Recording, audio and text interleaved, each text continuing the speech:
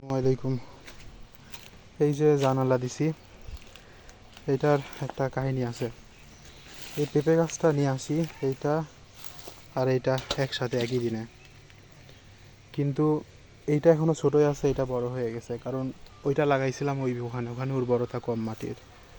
তো এই গাছটার সাথে এই গাছের গোড়ায় এই শশা গাছটা ছিল। তো এই শশা গাছটা এই গাছের গোড়া থেকে তুলে একটু ফাঁকে লাগাইছি।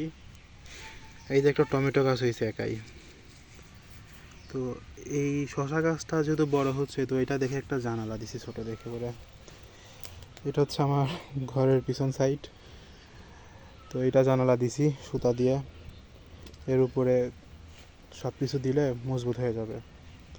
এই যে উঠে আসতেছে পণ্ডিত, বড় হচ্ছে। তো কালকে ছাগল ছুটে যায় এতগুলা পাতা খাইছে পেঁপে গাছের, হাল্লা বাসাইছে।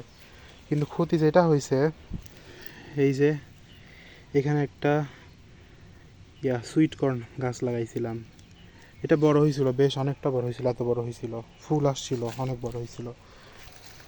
কিন্তু গাছটা কালকে ছাগল ছুটে যায় খাইয়ে ফেলছে। এখন এটা জানালা দিছি, বড় হোক। কোনো প্রকার সার টার দেওয়া হয়নি এখন পর্যন্ত সেরকম। তো দিবনে যদি লাগে।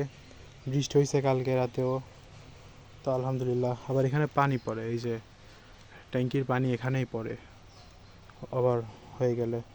তো এখানে পানির অভাব হয় না।